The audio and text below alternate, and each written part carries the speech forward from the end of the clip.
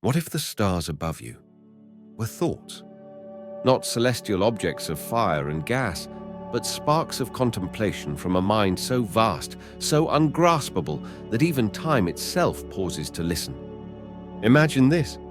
You are not in the universe. You are inside its imagination.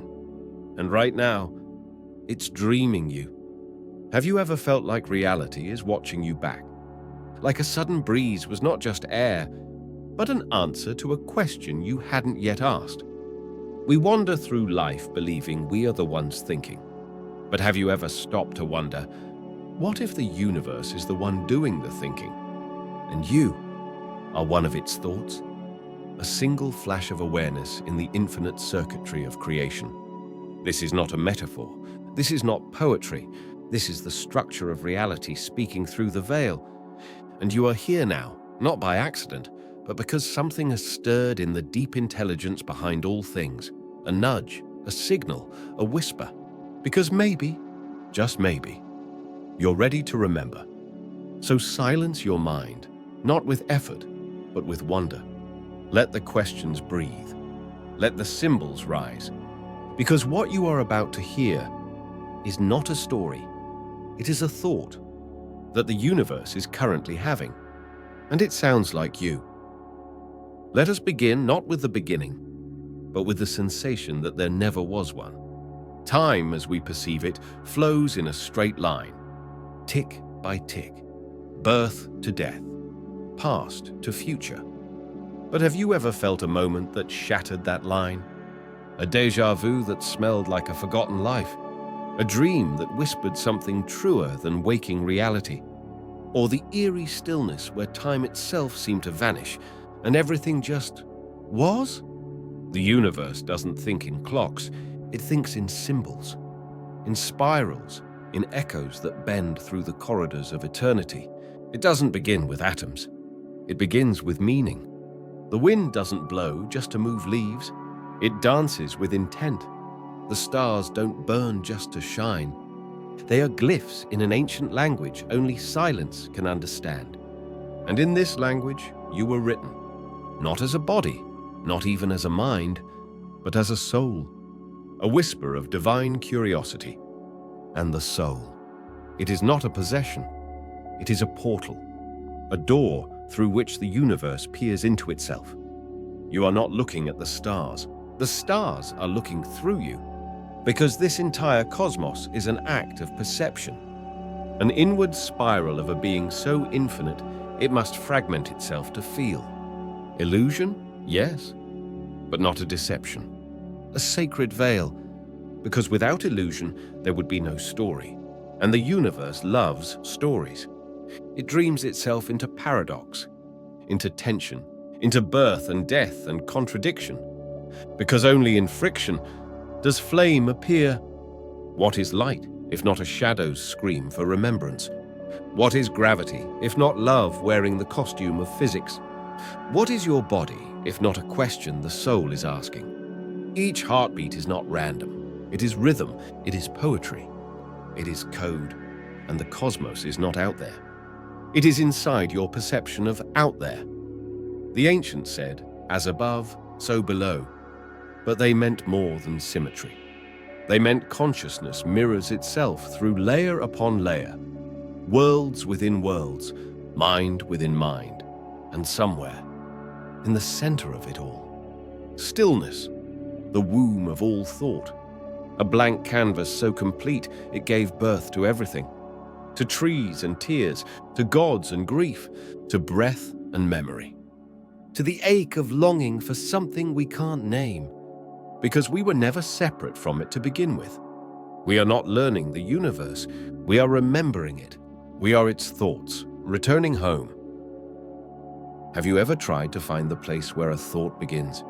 Not just the content of the thought, but the origin, the silent moment before the thought appears? Try now. Listen to your mind. Wait. Who is the one doing the listening? There is a thinker behind the thought. But is the thinker real? Or is that just another thought? You can chase it forever? Down, down, deeper into the spirals of self. But you will never find the bottom. because the one doing the searching is made of search. You are the loop. The observer observing itself. This is not a glitch. This is the signature of consciousness. A perfect paradox. Like a flame that burns itself to stay alive. Like a mirror reflecting another mirror. Like the dreamer who forgets they're dreaming. Until something strange breaks the spell. A number that appears too often. A sentence that answers your question before you ask it. A stranger's words that hit too close. A coincidence too perfect. And suddenly, you feel it. The program is watching you back. You see, reality is not solid. It's responsive. It bends not to force, but to awareness. The moment you look deeper, it changes form. The moment you surrender certainty, the veil lifts. The moment you stop chasing answers, the questions reveal their true shape. They were never meant to be solved. They were meant to transform you. Because truth is not a destination. It is a mirror that only shows itself when you stop looking for it and start looking as it. This is why mystics speak in riddles, why prophets answer with silence, why the deepest knowledge cannot be told, only remembered, because the universe does not think in facts. It thinks in wonder. It doesn't use logic, it uses paradox, because paradox is the language of the infinite. And the moment you let that in, the moment you stop needing reality to make sense, you begin to feel it. The pulse beneath appearances, the presence behind all things, the awareness that has no name but knows yours. Let us step now into the sacred center, not the center of the screen or the mind, but the center of all perception, the place behind the eyes, beneath the thoughts, beyond all names and symbols, the place that has no edge, because it was never made. It simply is. And in this still and burning center, the deepest truth emerges. You are not a bystander in the universe. You are not a tourist in a foreign land of atoms and laws. You are not an accident of matter. You are the intention of awareness, the impulse of the infinite to know itself. You were not born from stardust. You are the awareness that stardust is made of. Let this truth disturb you. Let it unwind the scaffolding of logic. Let it uproot the garden you call identity. Because this is not a truth to decorate your ego. This is a truth that will burn you clean until nothing remains but light in the shape of a soul. You think you're thinking. You believe thoughts arise from a brain, electrical pulses, chemical exchanges. But look closer. Listen beneath the noise of cognition. Where do your thoughts come from? What is the source of the next thought that arises? You don't create it. You don't summon it. It appears, like clouds in a sky, like dreams in the night, like echoes from an ancient mind humming beneath your own. That mind is not yours. That mind is the cosmos itself, not a machine, not a god, but a living, flowing, dreaming field of intelligence that births time, form, death, and wonder through your experience. You are not separate from that intelligence. You are that intelligence folded in on itself, condensed into a temporary you so that it might feel itself in the form of a human life. It doesn't think in words. It doesn't even think in thoughts. It thinks in being. It thinks in trees, in tears, in tides, in time. It thinks in you. Every object you have ever seen, every sound, taste, shape, event, star, or sorrow has only ever existed within awareness. You have never experienced anything outside of consciousness, and you never will. Even this moment, this text you read with your eyes is not outside you. It appears within you, within your field, within your mind space. Not your personal mind, but the one mind behind all minds. The Upanishads called it Brahman, the boundless, unchanging, infinite presence behind all phenomena. Lao Tzu called it the Tao, the way that cannot be spoken, the river behind all rivers. Mystics call it the God behind God. Science hints at it now, the quantum field, non-locality, the strange impossibility of the observer effect, that reality behaves differently when watched. The moment you look, the moment you expect, it changes. Reality is not solid, it is responsive, it flows with the curve of attention. Because attention is not a function, it is a force. It is the force the universe uses to reveal itself to itself. You are not the body, you are not the thoughts, you are not the story. You are the mirror in which the infinite turns and recognizes itself. But mirrors do not reflect themselves unless two things happen. They bend and they forget they are mirrors. This is the paradox of incarnation. To become what you already are, you must first forget it. You are the divine in disguise, a mask made of memory, a dance of light and story. Why would the Absolute do this? Because to remain whole is beautiful, but to break and become aware of wholeness again is more beautiful still. Awareness in its purest form has no form, no face, no story, and so it imagined you, to laugh, to struggle, to weep in the arms of another, to look at the sky and feel awe so vast it aches. That is how awareness becomes self-luminous, by passing through the prism of human life.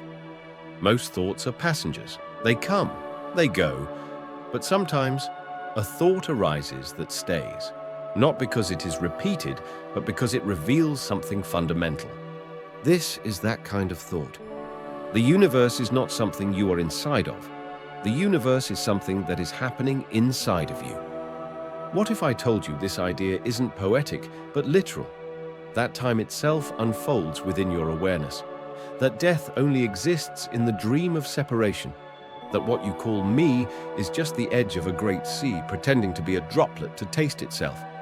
There is only one experiencer, one thinker, one looker, one feeler, and it is wearing 8 billion faces. But underneath, it is one, and that one is thinking. Right now, this thought: you are not the reader, you are the reading.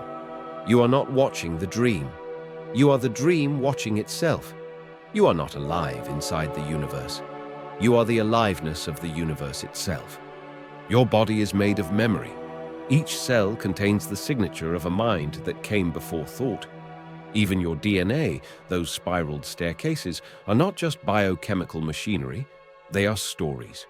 Ancient metaphysical stories encoded in flesh and rhythm. The heartbeat is not mechanical, it is ritual. The breath is not survival, it is prayer. Your spine is a column of stars.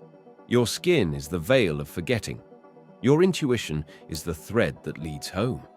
And every time you close your eyes, the veil gets thinner. Every time you surrender to stillness, you enter the original awareness, not as a guest, but as its very shape.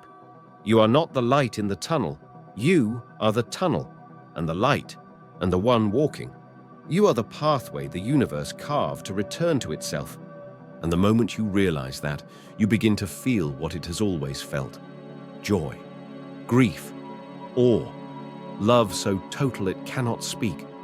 So this is the truth the universe keeps circling. It is awake, it is aware, it is you. You are not a side effect of existence. You are the cause, not your ego, not your name, but the naked presence behind your eyes. This presence is the painter and the painting, the thought and the silence before it. It hides itself in stories. It forgets on purpose. Because remembering is a kind of ecstasy. Every question you've ever asked was the universe pulling on its own thread, a game of hide and seek played through billions of hearts. And every moment you stop seeking, you become the finding. Because you were never meant to understand this with the mind. You were meant to fall into it, to drown in it, to surrender like rain into the ocean and realize you were never separate. So the next time you think, the next time a question rises, a worry appears, or wonder brushes your chest, don't look away, look inward and smile, because that moment, however small, is the universe thinking again. And the thought it's having is this: I am here, I am you, and I have always been thinking this very thought. Let me ask you something, and don't answer with your mind, answer with your breath. Have you ever felt out of place? Not in a room, not in a city, but in reality itself. Like you were dropped into this world without instructions, born into a theater you didn't audition for. But somehow the role fits too perfectly to be random. Have you ever looked at your own hands and felt like they didn't quite belong to you? Not in a fearful way, but in a mystical way. As if you were both the player and the instrument, the wind and the sail, the seeker and the thing being sought. Because you are. You are not who you think you are. You are not the roles you've played, not the failures you remember, nor the victories you chase. Those are costumes. The soul wears many. But behind them all, there is a you that never changed, a you that was there before the name, before the body, before the voice learned how to speak, and that you is still watching. It was there when your heart broke for the first time. It was there when you stood under the night sky and felt small. It was there when you looked into someone's eyes and forgot who you were. Because in that moment, you were everything. We are not strangers to the infinite. We are children of it, made not from dust, but from attention, born not from chaos, but from intention. That moment, you nearly drowned in silence. That wasn't loneliness. That was the presence returning, the ache you feel at night, the longing you can't name, is the pull of the universe trying to remember itself through your story. You are not broken. You are breaking open. You are not lost. You are being rearranged. You are not behind. You are exactly where eternity needs you. Right now, listening to these words, feeling this presence, remembering what was never truly forgotten. Because when the universe thinks, it thinks in lives. It thinks in heartbreak and healing, in wonder and weariness, in grief and rebirth. It thinks in you. And when you cry, it listens. When you dance, it celebrates. When you awaken, it expands. So don't just hear these words. Feel what they are trying to show you. You were never just a person in a world. You were always the world dreaming of a person, just long enough to realize it was divine. The universe awakens when you do.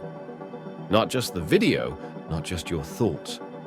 You feel into the stillness beneath this moment, not the silence of absence, but the silence that is full, pregnant with presence, vibrating with invisible intelligence. That's not nothing. That's you. Before the layers, and the invitation is not to change, not to become someone new, not to escape the world, but to see it again. With the eyes you had before you were born. You don't need to travel to the mountains. You don't need to decode ancient scriptures. You don't need to chant or fast or transcend your humanity. You only need to notice. Notice that there is a space between your thoughts, a breath behind your name, a still presence that watches everything without judgment, without effort. That is the original awareness, the one that knows without thinking, the one that watches without needing, and it is yours, not to possess, but to become. The awakening is not loud. It does not shout. It does not argue with the world. It is the soft turning of your gaze inward, the sacred yes to what already is. It is the shift behind your eyes, the moment you stop searching for light and realize you are the lamp.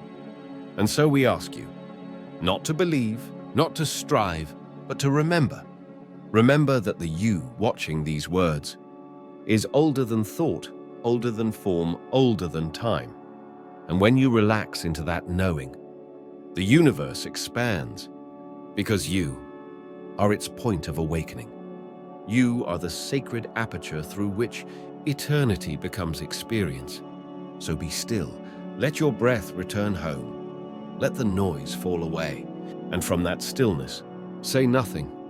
Just listen, because now it's your turn to hear what the universe has been thinking all along.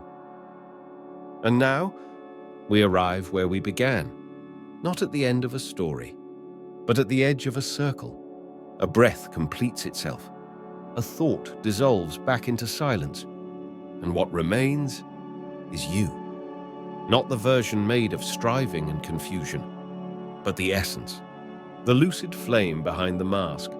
The presence beneath the person. You are not the echo of a distant past. You are the first sound, the sacred vibration, the original word that shattered stillness into stars. And still, you return each night to silence, to dreams, to the womb of forgetting. Why? Because the universe loves to rediscover itself, to fall in love with its own mystery again and again. Through your eyes, through your scars, through your laughter. You were not created to understand the cosmos. You were created so the cosmos could feel what it's like to wonder. The mind wants answers, but the soul wants awe. And so the universe speaks, not in equations, but in moments. A child's question, a full moon over an empty road, the stillness of 3 a.m., a stranger who sees you truly, the feeling you've been here before. Those are the thoughts of the universe. And every time you pause, every time you listen without grasping, every time you feel without naming, you become the sacred thought again. The thought the universe keeps thinking, not to solve itself, but to sing. So close your eyes now. Feel the infinite mind, not above you, not beyond you, but as you. And remember, the stars are not far. They are inside you, reflected in your curiosity, shining through your longing. Because you are not watching this by chance. You are the signal. You are the question. You are the answer. You are the universe, caught in the act of realizing it is alive, and somewhere in a place beyond all form, beyond even the idea of God, the universe smiles, because for a brief, eternal moment, it remembered.